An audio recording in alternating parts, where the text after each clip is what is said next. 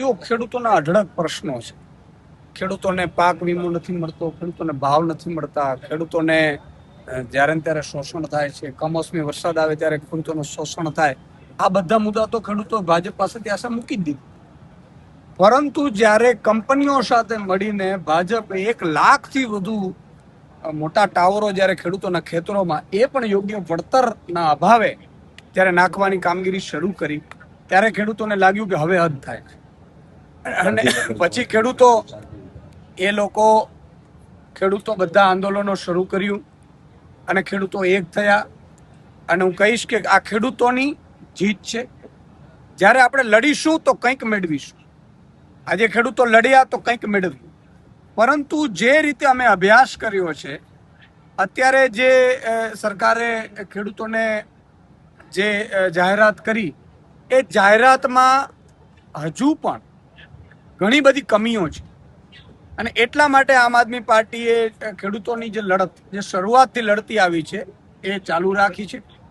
આપને આશ્ચર્ય થશે કે ખેડૂતો માટે અમે 11 જેટલી કિસાન મહાપંચાયત આખા ગુજરાતમાં કરી હતી. અમે 12,000 જેટલા ગામોમાં મિટિંગો કરી હતી. અમે ખેડૂતો પાસેથી સાઇન કેમ્પેન સિગ્નેચર કરાવડાવી અને મુખ્યમંત્રીશ્રીને માંગણી મૂકી હતી. અને પછી આ તાંબલાવાળી જ્યારે બાબતો આવી ત્યારે પણ મેં મુખ્યમંત્રીશ્રીને લેટર લખ્યો હતો અને કહ્યું હતું કે એક સ્ટેટ લેવલની વળતર કમિટી બનાવવામાં આવે. અને સ્ટેટ લેવલની વળતર કમિટી હોય અને એ વળતર કમિટીમાં ખેડૂતના પ્રતિનિધિ પણ હોય અને નિવૃત્ત ન્યાયાધીશો પણ હોય. અને એ ન્યુટ્રલી રીતે આગામી 25 વર્ષ પછી જમીનની કિંમત, આગામી 25 વર્ષ પછી જે કંપનીઓ છે એના નફાની, એ રીતે આખું વળતર યા તો વન ટાઈમ નક્કી કરે, યા તો ભાડું આપે, અથવા તો પ્રોફિટમાં, કંપનીના પ્રોફિટમાંથી નફો આપે. આ પ્રકારની માંગણીઓ સાથે અમે લેટર લખ્યો હતો અને અમારી માંગણીઓ હતી. એમાં જ્યારે રાજ્ય સરકારે જે અત્યારે જાહેર કર્યું છે, એમાં હજી અસમંજસ ઘણી છે.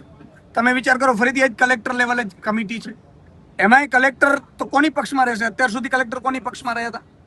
જે પોલીસો બંદોબસ્ત સાથે પહોંચતા હતા કંપનીઓ વાળા, તો કલેક્ટરના હુકમથી જ થતા હતા. સરકાર જ હુકમ કરતી હતી. તો એક બાજુ ખેડૂત છે, બીજી બાજુ કંપની અને કલેક્ટરને એ અધિકારીઓ છે. એટલે હજુ પણ પૂરતો ન્યાય નહીં મળે. બીજું કે એમાં જે અત્યારે ભાવ વધારો આપ્યો છે, માત્ર 127 રૂપિયાની આસપાસમાં હજી વધારે માન થાય છે. એટલે જે વળતર છે એ 25 વર્ષ પછીની કિંમત. ત્રીજું કે જે થાંભલા જે જમીનમાં આવે છે, ભવિષ્યમાં ખેડૂતને વહેંચવી હશે તો એ જમીન 35 લાખનો અત્યારે વીઘો છે, 40 લાખનો વીઘો છે, એ વીઘો ઘટીને 10 લાખનો થઈ જવાનો છે ભાઈ.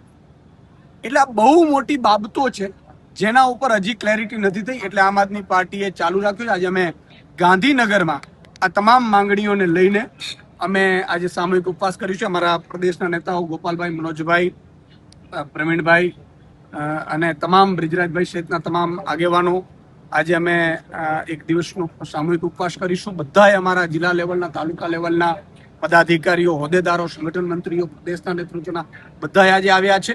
અને ખેડૂતોને અમે કહીએ છીએ કે આમ આદમી પાર્ટી લડતી આવી છે અને વિના કોઈ ગડબડ અમારા ઉપર વિશ્વાસ રાખજો, તમને ન્યાય અપાવીને રહીશું. અને જો ન્યાય નહીં આપે તો 27માં અમે સરકાર બદલીને ન્યાય મેળવીશું.